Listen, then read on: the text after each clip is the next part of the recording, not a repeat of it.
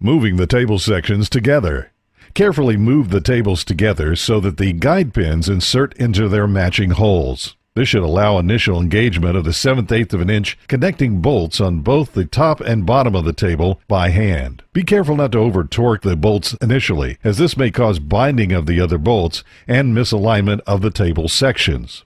Once all of the bolts have been started, begin tightening the bolts by 1/2 to 1 turn using the supplied 7/8 of an inch open-end wrenches or comparable tools in a sequential order around the circumference of the table to slowly draw the two table sections together. This is an iterative process to assure the two table sections are drawn together as parallel as possible along the top and bottom. This gradual tightening will also help prevent damage to the threads and prevent the bolts from binding. Continue hand tightening the bolts until the two faces come in contact with each other. Continually inspect the gap between the table sections to verify uniform closure of the table sections. Also, be certain that the bolt heads remain centered between the table sections. If any bolt heads are touching either doubler plate, it may cause binding or misalignment. After all the bolts are uniformly engaged and the table sections are in full contact, use the recommended staggering tightening sequence to apply final torque of 60 foot-pounds to all bolts.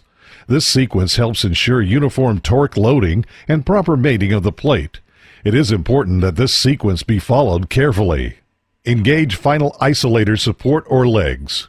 After the table sections are fully assembled, use a level to adjust the height of the isolators or support legs so they fully support the table before removing the wheeled supports. After the table is fully supported and level, remove wheel supports and install any air lines, mounting clips, and leveling valves according to the leg installation guidelines. Final support leg and leveling valves are determined by table system shape and load distribution. As a reference, here are a few of the most popular custom table configurations and the recommended leg and valve locations. In this first example, an end-to-end doubler system is shown being supported by 4 S2000 isolators, which have a 2,000-pound load capacity for each isolator.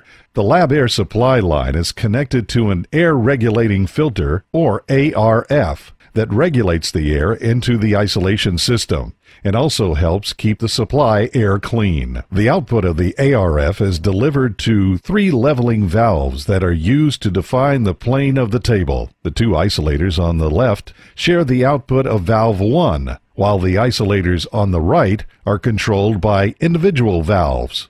Valves 2 and 3 shown. This 3-valve configuration is standard, regardless of how many legs are supporting the system. Including more than 3 valves in any system can cause instability and make it very difficult to properly level the table system. What is also indicated in the stability triangle, which is formed by the placement of the control valves, individually controlled legs form corners of the triangle, and the other corner is located between the isolators that share a leveling valve.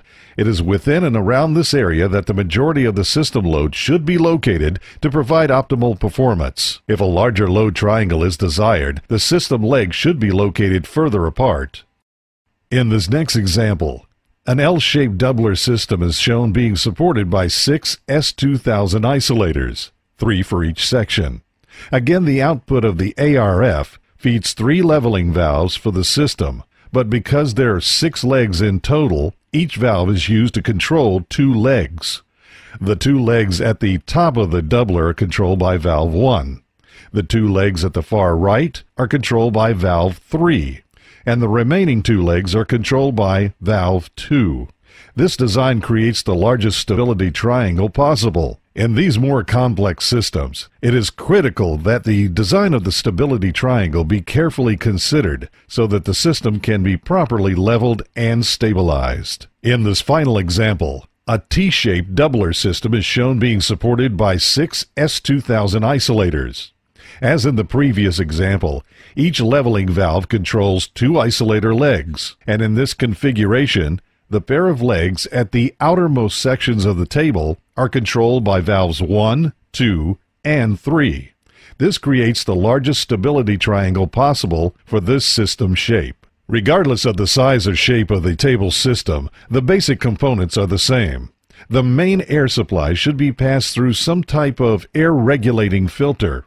The ARF should feed only 3 leveling valves, and those leveling valves should be configured to supply the optimal number of isolators to create the largest stability triangle. Also be sure that pneumatic legs are floating at the proper height and are level for maximum performance. And if needed, adjust the leveling valves or supply pressure according to the isolator installation guidelines. For additional assistance with leveling valve locations or airline configurations, please refer to the installation manual, online support, or contact Newport Technical Support.